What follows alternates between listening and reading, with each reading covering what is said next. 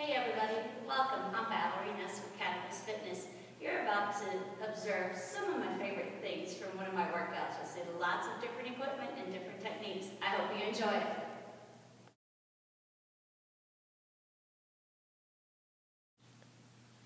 Begin by rolling out the plantar fascia. Starting at the bottom of the foot makes sense as all ground reaction forces go through the foot and ankle. Take time when rolling out to make sure that you get the flat part of the foot, the inside arch of the foot, and the outside of the foot. Remember to take your time, go nice and slow. Imagine like you're kneading dough. Many times people find tender spots on the inside arch of the foot. They also find tender spots on the ball of the big toe on the inside. So watch as Valorie gets onto the ball of the big toe on the inside there, and oftentimes people have issues with flexor hallucis longus.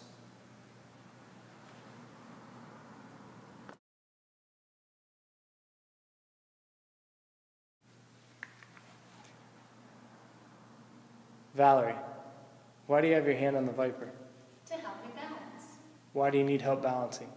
so that my body can relax and I don't need to worry about tensing my muscles in order to try and achieve balance. Good, and what do we call that? Third point of contact. And what would we use if we didn't have a Viper? A wall, a friend. Perfect.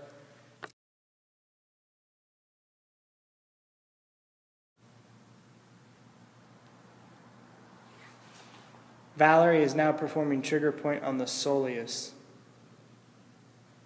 She's going to move back and forth nice and slowly with her left leg bending her knee, making sure to take a deep breath in as she lifts the knee and exhale as she extends the knee. She's going to perform this 4 times, so one more time. Exhale, good. Now, she's going to take her right leg, slide it up her left leg so that it clears her left foot. She now lifts her left ankle, lifting her left toes towards her knee. 1 and 2. Remember to take nice deep breaths. We want to make sure we've got plenty of oxygen and we're nice and relaxed. Now she begins 2 clockwise circles. Nice and slow, nice deep breaths, followed by 2 counterclockwise circles.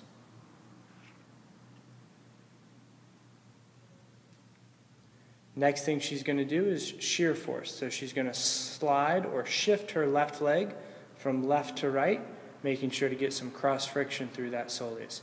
She performs that 2 times. She then is going to do the inside portion of her soleus. Once you have performed the 4-2-2 protocol on the back of the leg, let's now focus on the inside portion of the soleus. Notice how Valorie medially rotates her leg and slides along the footballer. She doesn't lift. The important point here is that we want to keep compression in the tissue and not lift up the leg to turn it. Once she's turned the leg, she's going to slowly bend the knee 4 times. Again, she's going to follow through with a protocol of 4-2-2. That's 4 knee bends, nice and slow, nice deep breaths. After performing 4 times, she'll slide her right leg up so that it's above the footballer, doing her 2 foot pumps. Nice deep breaths in and out, followed by 2 clockwise circles, and then 2 counterclockwise circles. After performing the circles, she'll do shear force or cross friction by shifting the leg back and forth, left to right 2 times. She'll then slide her leg, externally rotating the leg. Oftentimes a little hip shift there also helps. And now she goes back to doing 4 knee bends, 2 foot pumps, 2 circles in each direction, and 2 shear force. It's important to remember to keep breathing constantly in and out to help the body relax and to make sure that we have lots of fresh oxygen for the tissue.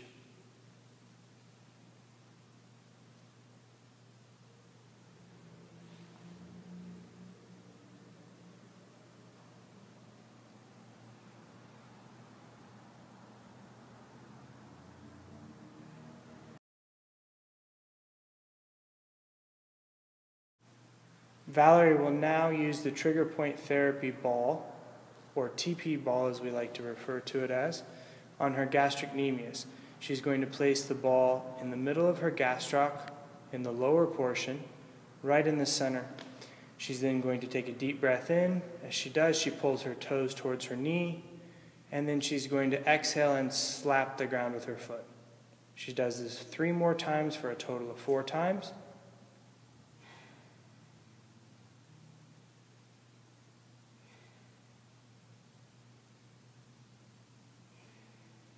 Now she's going to do 2 circles clockwise, followed by 2 circles counterclockwise, making sure to take nice deep breaths with each one.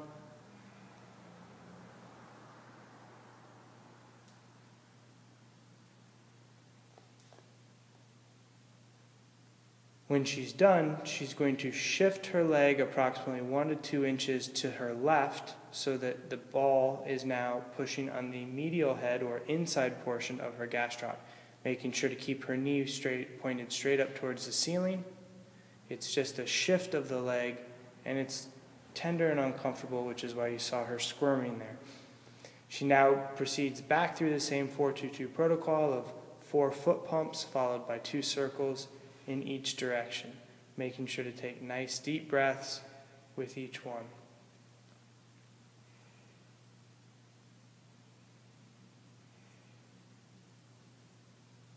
After performing her 2 foot circles in each direction, she will then shift her left leg laterally, or you could say she's going to adduct her left leg so that the ball shifts to the outside of her gastrocnemius on the lateral portion, and she's going to proceed with the 4 foot pumps, followed by 2 circles in each direction.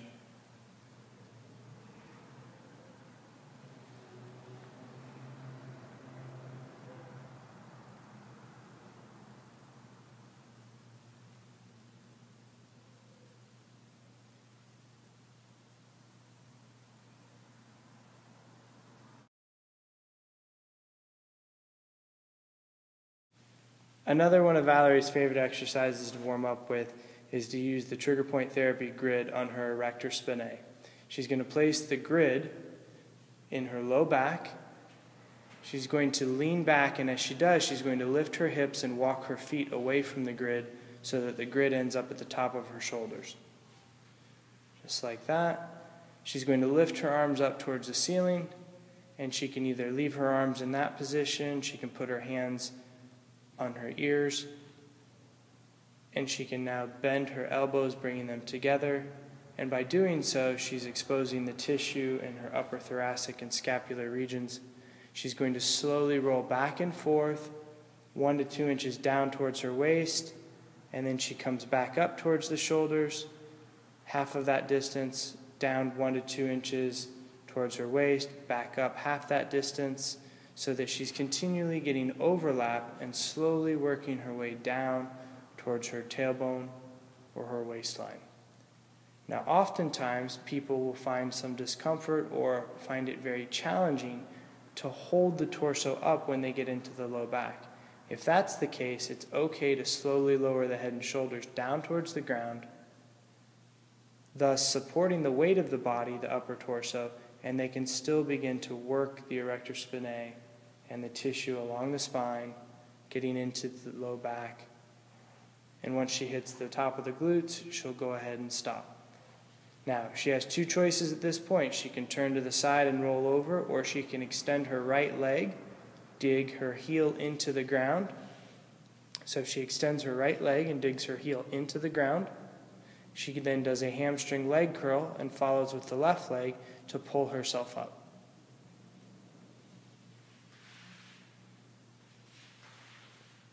Now, Val is ready to hit her workout.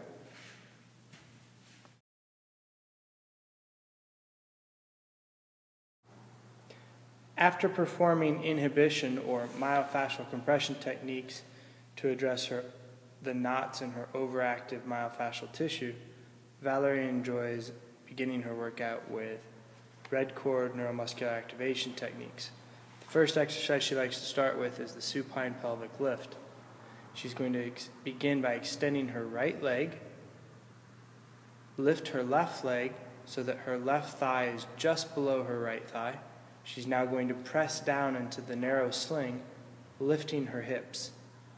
This movement here is supine pelvic lift. If she goes up and down slowly and touching the ground lightly with her glutes. Now to add in an element of internal rotation, to turn on the internal rotators of her right hip and leg, she's going to add in this rotation.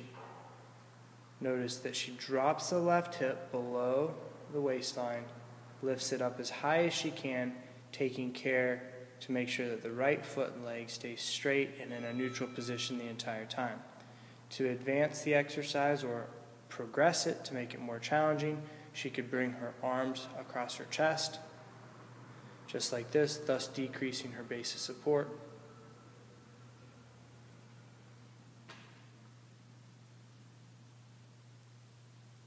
Stop. This is a great example of an exercise that loads the back functional line. Right now, Valorie has loaded her right glute max and her left latissimus dorsi.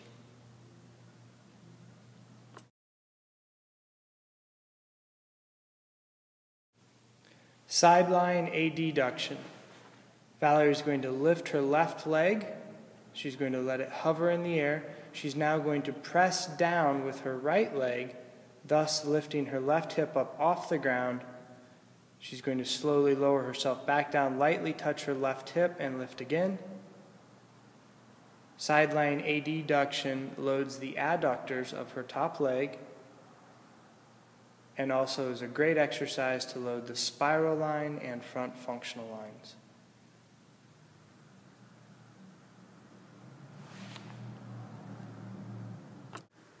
To increase the level of difficulty with this exercise, increase the length of the lever arm.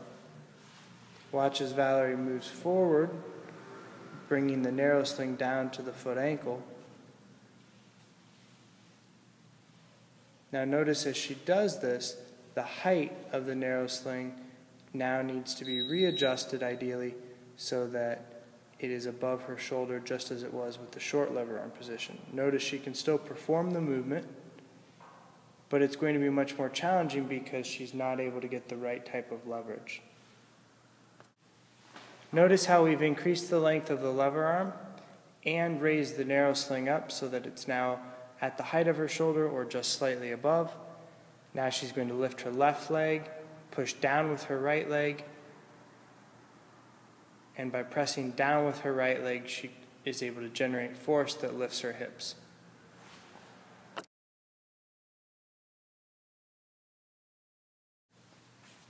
The next exercise is sideline abduction.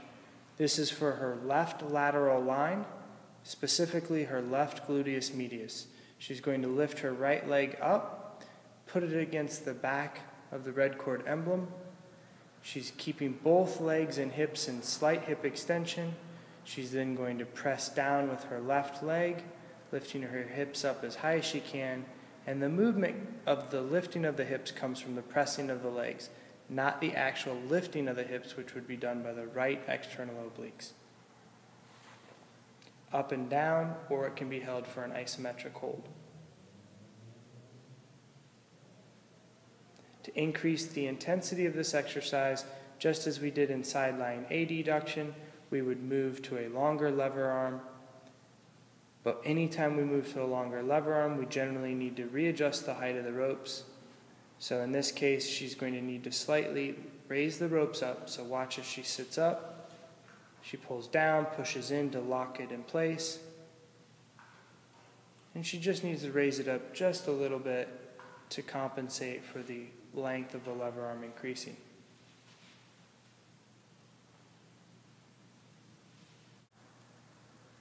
With the increased lever arm, Valerie's also going to have to show an increased effort to get her hips up.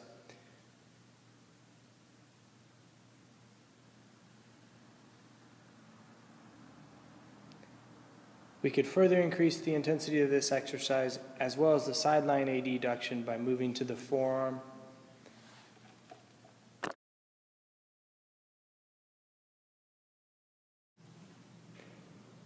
Next, Valerie is going to perform one of her favorite Surge 360 metabolic series. She's going to begin from a square stance and perform an alternating lunge with bilateral push and row. So she steps forward with the right leg pushing, pulls back, steps forward with the left leg, pulls back. She can push very aggressively. She can also pull back very aggressively. She's going to perform 20 repetitions since she's alternating legs. She could also break this exercise down and perform on one side at a time, stepping forward consistently with the left leg, then stepping forward consistently with the right leg.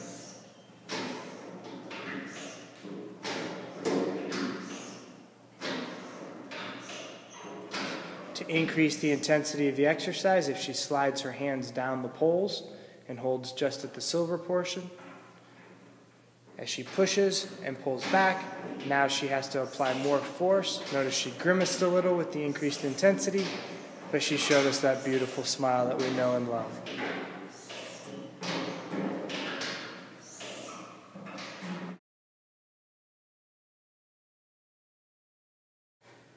The next exercise Valerie will perform are frontal plane slides with stationary feet. From a square stance, she's going to move her arms side to side, performing 10 repetitions on each side. Notice how the more intensity she puts into the equipment, the more intensity it gives back to her. If she goes slow, it goes slow. If she goes fast, it's going to make her work harder to go at that speed.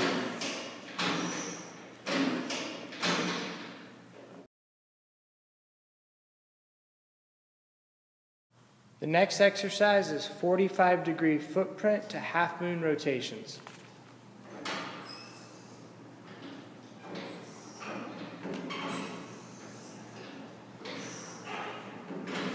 She'll perform 10 repetitions on each side.